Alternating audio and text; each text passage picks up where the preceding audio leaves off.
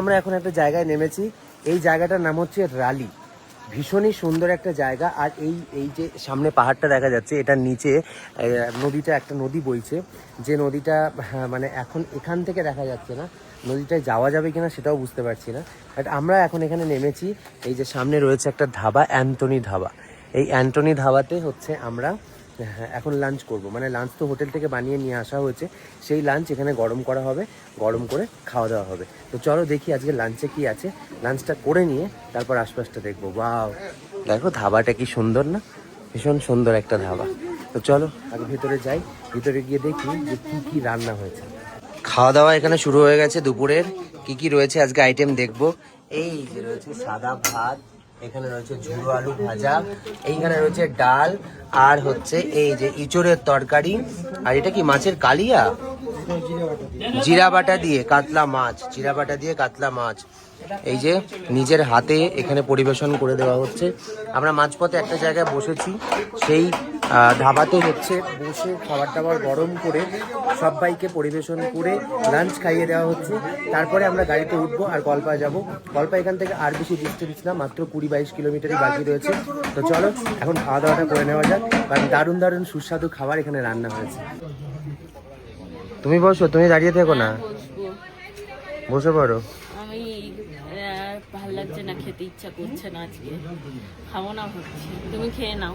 পরিবেশটা ভীষণই সুন্দর। আর এখানে দেখো কি বড় বড় গোলাপ ফুল, এই যে দারুণ দারুণ গোলাপ ফুল ফুটে রয়েছে, জবা ফুলের মতো গোলাপ ফুল ফুটে রয়েছে।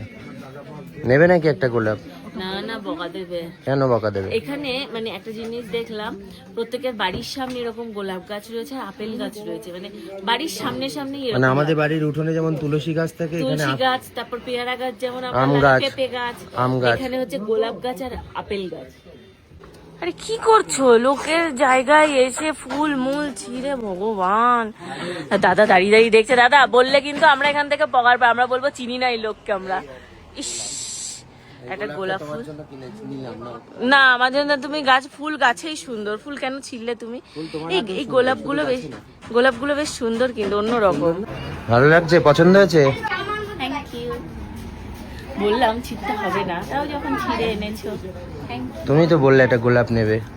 ভালো লাগছে সুন্দর লাগছে। এখানে একটা কি, ওইটা কি কুকুর, কি যেন ডগগুলোর নাম, ওগুলোর আমি ঠিক জানি না এদের মানে কি নাম। এখানে পোষা একটা সুন্দর কুকুর রয়েছে।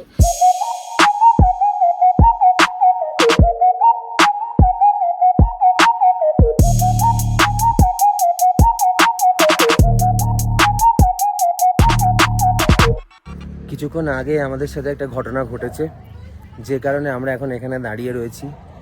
সেটা হচ্ছে যে আমাদের টিমে একটা ছোট্ট বাচ্চা রয়েছে, যাকে একটা কুকুরের সাথে খেলা করতে গিয়ে, লোকাল একটা কুকুরের সাথে খেলা করতে গিয়ে কামড়েছে। তাকে এখন হসপিটালে নিয়ে আসা হয়েছে, ইঞ্জেকশন হবে।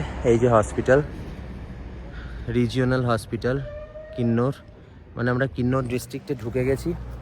এখন এখানে অপেক্ষা করছি, কারণ তিনটে ইঞ্জেকশন হবে। ইঞ্জেকশন কমপ্লিট হওয়ার পর আবার গাড়ি এখান থেকে ছাড়বে। এখনও প্রায় 5 কিলোমিটার রাস্তা বাকি আছে। আমরা আজকেও সেই 10টার সময় বেরিয়েছি, এখন অলমোস্ট 4টের বেশি বাজে, এখন আমরা পৌঁছতে পারছি। আমরা কলপাতে পৌঁছে গেছি। প্রচণ্ড হাওয়া দিচ্ছে, আর দেখো সামনে সব ভরা ভরা আপেল বাগান। আপেলের দেশে চলে এসেছি আমরা, কলপা। হ্যাঁ, না কিছু আপেলের গাছে কুড়ি ধরে গেছে অলরেডি। এই যে মানে নিজস্ব বাগান রয়েছে, আপেল বাগান। এই হোটেলটায় আমরা আজকে থাকবো। এই হোটেলের নিজস্ব আপেল বাগানও রয়েছে এখানে। কেমন লাগছে আপেলের দেশে এসে? কল্পা নাকি মেনলি হচ্ছে, কল্পা নাকি আপেলের দেশ। এই যে দেখো পুরো এখান থেকে, এই মাথা থেকে শুরু হয়েছে, ওই মাথায় গিয়ে এই যে এই মাথা থেকে আপেলের বাগান শুরু হয়েছে। অ্যাকচুয়ালি গোটা কলপাটা জুড়েই মানে এপার ওপার শুধু আপেলেরই বাগান। এই যে দেখো এইদিকেও আপেল বাগান, ওইদিকেও আপেল বাগান। প্রত্যেকটা হোটেলের সাথে সাথে গ্যাপে গ্যাপে প্রচুর আপেল বাগান। হ্যাঁ, সেরকমই হবে। মানে ওই সময় এসে কলপাটাকে দেখতে ইচ্ছা করে যে কেমন হবে ওই সময়। যাই হোক, চলো এখন আমরা হোটেলের ভেতরে যাই, গিয়ে আগে রুমে ব্যাগপত্র রাখি, তারপর গ্রামটা ঘুরে দেখবো।